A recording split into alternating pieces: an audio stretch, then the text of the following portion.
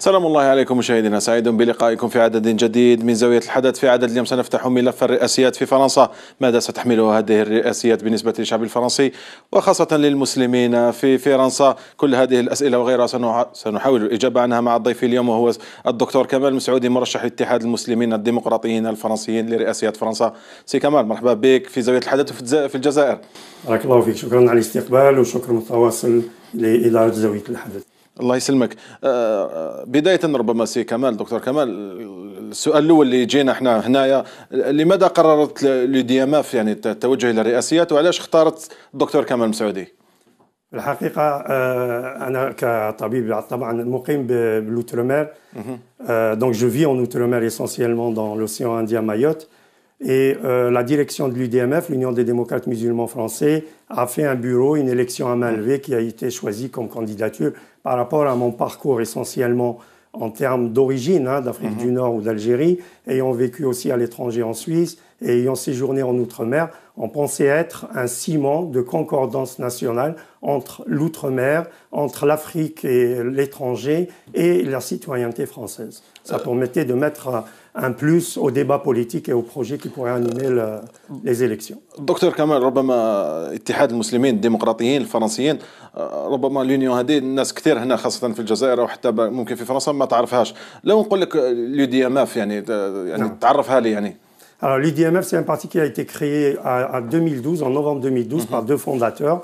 En théorie, moi, je suis de l'UMP avant et RPR, et j'ai rejoint ce parti après les attentats de Charlie Hebdo en janvier 2015, par rapport à cette incidence de mépris culturel et cette possibilité de présenter le musulman français en tant que citoyen pouvant porter un effort. L'UDMF étant créé en novembre 2012, juste après les élections présidentielles de mai 2012 où Hollande a été aux affaires.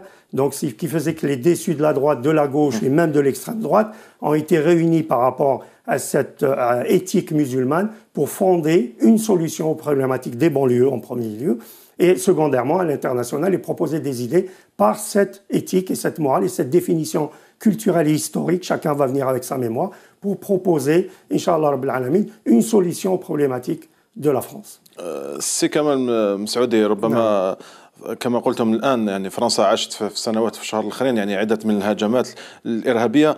الأصيل كان دائما يعني الإسلام والمسلمين، ورحنا حتى وين وصلنا يعني المسلمين يعني أصبحوا يعيشوا ظروف صعبة. ربما اليوم المهمة والمسؤولية تكون ثقيلة عليكم اليوم عند لو دي ام اف. بالطبع. Merci beaucoup pour la question. Effectivement, on essaye d'apporter une solution par rapport à cette je dirais, ambiance terroriste qui fait que des gens, au nom de ce que moi je crois, ont fait des actions qui sont contraires à la morale et à l'éthique de tout être humain. C'est une mémoire universelle, en fait. Donc, c'est pas par manque de religiosité, c'est-à-dire un manque de religion ou un surplus de religion que l'acte a été fait, c'est par une perte d'identité. Les gens ont raté leur vie et ils essayent de ne pas rater leur mort. Et ils se jettent comme ça complètement dans l'aveuglement à titre de donner des leçons à travers cet acte qui n'a d'ignoble que sa définition. يعني اليوم لو دي ام اف يعني عندها الحل بالنسبة خاصة لامالغام اليوم اللي وقع بين ما هو إسلام ما هو إرهاب ما هو يعني هذا الخلط. Le parti n'est pas un parti religieux, on n'est pas théologie. On ne va pas parler aqidah, on ne va pas parler sunna. Nous, on parle d'éthique et de morale. On est un parti qui accepte toutes les tendances, que ce soit bouddhiste, athée, chrétien, juif. Ils sont le bienvenu chez eux à l'UDMF. Et on essaye par cette idée d'avoir cette éthique et cette morale, par contre, effectivement, musulman, qui permet de choses universelles de partager. On est un parti non théologique, non religieux et laïque en plus. Donc, c'est-à-dire, c'est des gens qui ne parlent pas de religion, on parle de projet politique. Les gens qui sont chez nous, à travers cette haine, cette tristesse, cette colère envers le système, peut être canalisée à travers un projet politique qui, Inch'Allah, on espère le porter au plus haut par rapport à cette éthique. Oui. في الجهة المقابلة يعني اليمين أو الأدروات يعني قدمت مرشحة هو فرانسوا فيون. اليسار مازال في البريمير، الأقصى اليمين المتطرف أو الإكستريم دروات يعني ماشية بلوبان. كيفاش تشوف واحد تكون السباق معهم؟ السباق يكون على حسب يعني le combat va être un combat de contradiction. Nous on n'a aucune crainte à être autour d'une table avec l'extrême droite, la droite et la gauche. Nous on est dans le juste milieu. C'est-à-dire une ligne qui trace sur un terrain de haut en bas. On n'est pas au centre, on peut basculer de droite à gauche. Les idées sont à prendre du côté droit et gauche et on reste dans notre tendance. On n'a pas à dire que c'est des professionnels de la politique qui vont... Nous, on prend l'exemple de Podemos en Espagne, c'est des gens de la société civile, ou 5 étoiles en Italie, ou Trump, ou Truard au Canada. Donc c'est des gens qui ont pas de... On vient en tant que vocation politique, on ne vient pas en profession. Donc nous, on est la citoyenneté civile et on essaye de proposer un projet, Inch'Allah, qui pourra être emmené pour élever et éveiller la société française sur notre propre existence. Aujourd'hui, on est une force de proposition, on est une force économique et on est une force intellectuelle qui peut être une proposition, Inch'Allah, à élever et éveiller la visibilité de la France à travers le monde. فرنسا ربما ما تعانيش غير مشاكل يعني اقتصاديه ولكن هناك مشاكل اجتماعيه من بينهم يعني قضيه الاندماج اليوم الانتغراسيون تاع خاصه اليوم كاين عامل جديد وهم المهاجرين فهذه القضيه اللي ديما فاش تقترح لنا. Alors nous on intègre effectivement par le social. Quelle que soit la vague d'immigration qui puisse, tant qu'il sert le pays et il a un objectif de s'impliquer dans la société, de payer ses impôts, on est même en-delà, on est d'accord pour participer au vote. C'est-à-dire que les citoyens d'origine étrangère hors européens peuvent participer aux élections locales, c'est-à-dire communales, cantonales, et aller pour proposer des candidats.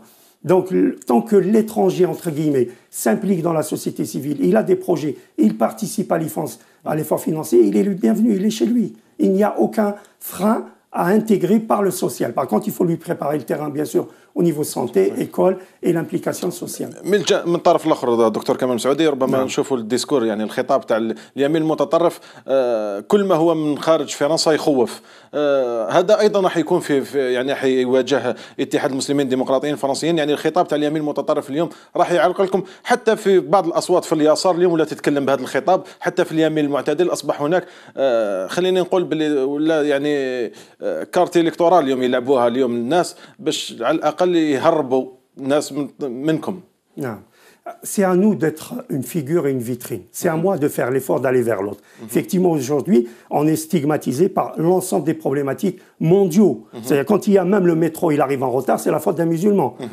Il y a un détournement d'avion, c'est la faute... Donc, nous, on est là pour déislamiser le débat politique, dire, voilà, c'est des voyous, et ça s'arrête là.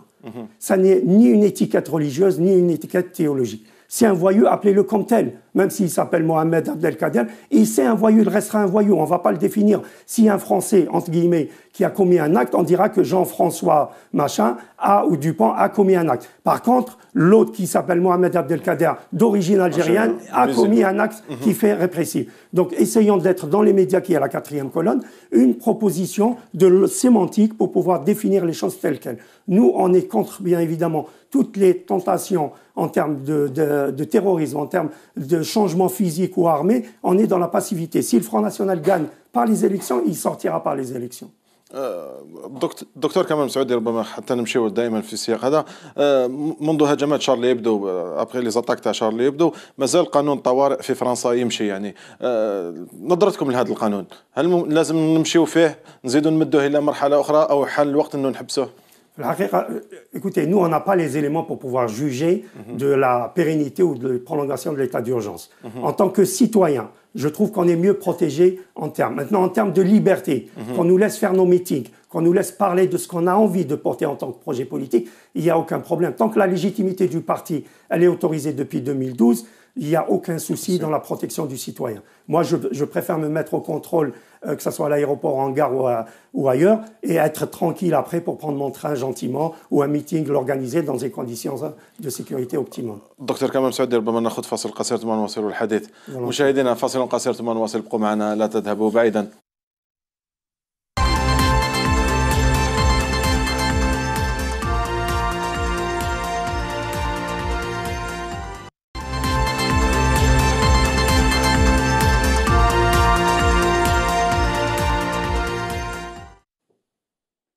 مرحبا بكم مشاهدينا في الجزء الثاني من زاوية الحدث. موضوعنا اليوم هو رئاسيات فرنسا 2017 وما ستحمله للفرنسيين عامة وللمسلمين خاصة. وضيفي اليوم هو الدكتور كمال مسعودي مرشح لاتحاد المسلمين الديمقراطيين الفرنسيين للرئاسيات. دكتور كمال مرحبا بك مرة ثانية. شكرا مرة ثانية كذلك. دكتور كمال مسعودي ربما في الجزء الأول كنا تكلمنا على السياق يعني الثقافي أو ما يعني الاضطهاد الثقافي نوعا ما إن صح التعبير، وتكلمنا حول قضية الاندماج في المجتمع الفرنسي. لو نتكلموا على الشق الثاني وهو مهم أيضا وهو ربما سبب كل المشاكل في كل البلدان، وهو الشق الاقتصادي، لو فولي ايكونوميك. لو دي ام اف يعني لما قدمتكم كمرشحه اكيد عندكم برنامج اقتصادي في هذه القضيه.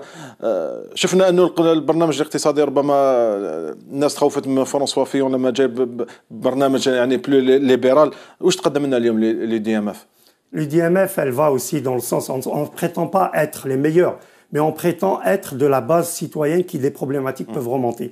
Mon expérience de l'outre-mer, bientôt 15 ans que je vis en outre-mer, me dit que les 2 millions de citoyens français qui vivent en outre-mer partagent des soucis qui sont différents du citoyen métropolitain qui vit en Europe, enfin, ou dans l'Hexagone.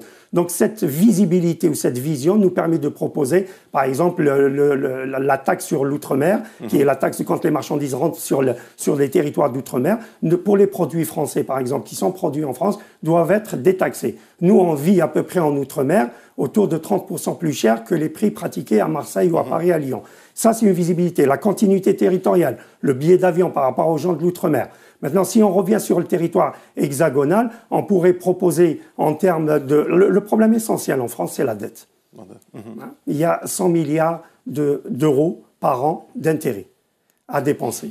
Donc, il y a des problématiques à ce niveau-là. En termes d'idées, on pourrait proposer de diminuer, par exemple, le nombre d'élus, à diminuer, par exemple, à remonter, la TVA, à diminuer l'impôt, à enlever, supprimer l'impôt sur la fortune, qui est quelque chose d'injuste parce qu'on paye 2 fois la taxe. On paye l'impôt sur le revenu, puis l'impôt sur la fortune, qui ne considère quasiment rien du tout. Pour la couverture sociale qui est en déficit, moi étant de profession médecin, je pourrais dire, par exemple, le tiers payant, c'est une aberration totale. Dans mon cabinet où je suis en libéral, ça me prend 30-40% pour savoir si la sécurité sociale a réglé pour pouvoir...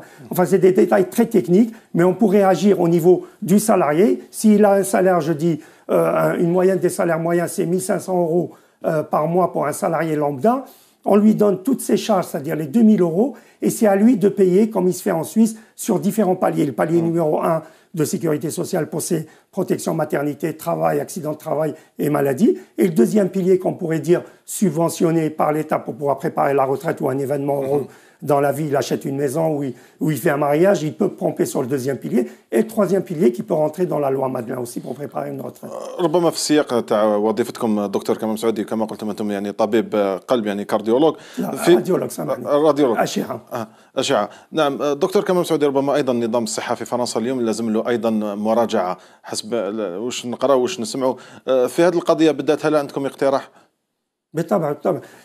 C'est-à-dire dans le sens de la sécurité sociale ou l'installation des médecins, bon, c'est un peu technique. Il y a des conventions, une convention nationale. Nous, on souhaite, par exemple, qu'il y ait une convention outre-mer qui est particulière et une convention hexagonale.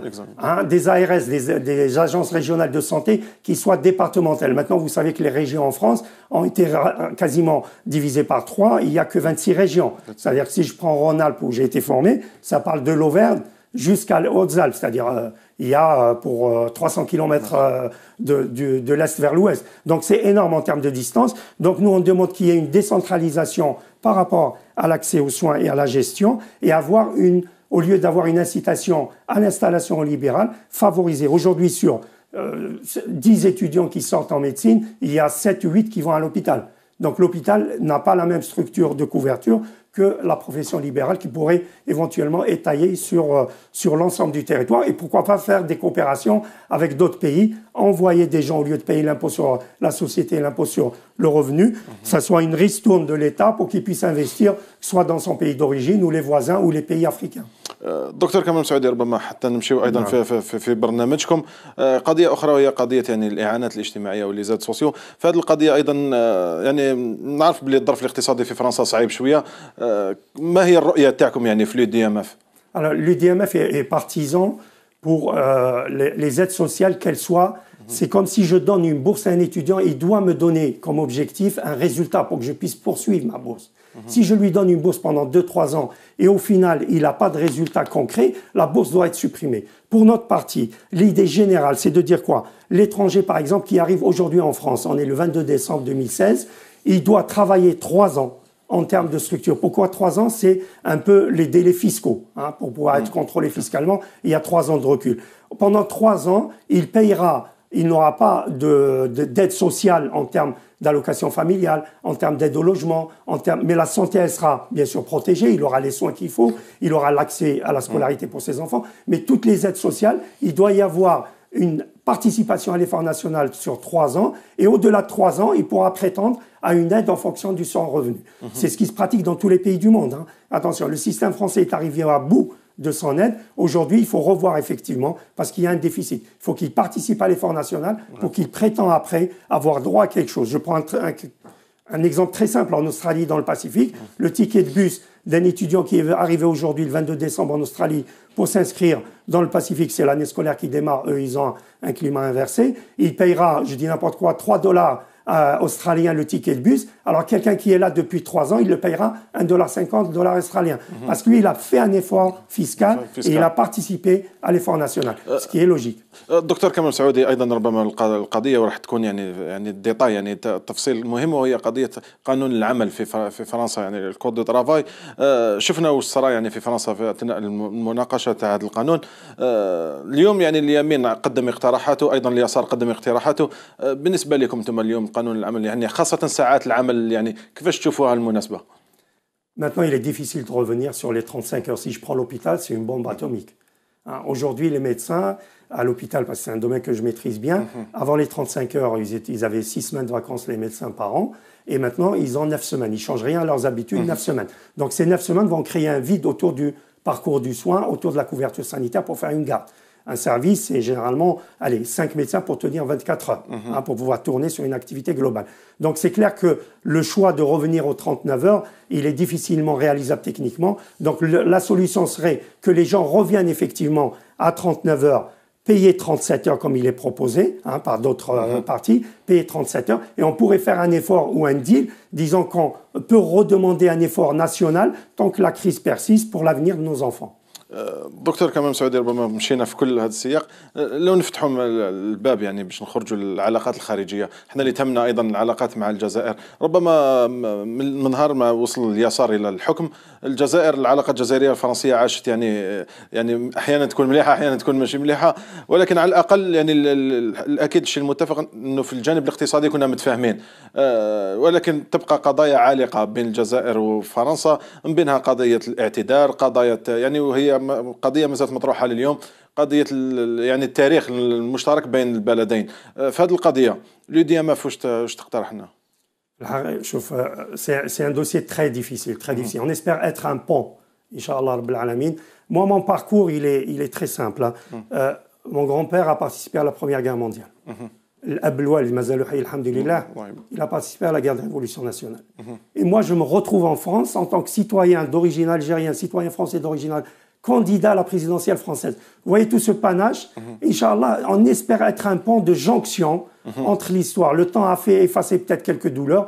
Inch'Allah, on espère être un pont d'amitié, un pont de fraternité, un pont de conciliation pour pouvoir parler sans détour de ce qui a été fait, de ce qui était à faire, Inch'Allah, et de pouvoir présenter un dossier que les deux parties soient gagnants-gagnants, qu'il n'y ait pas d'humiliation.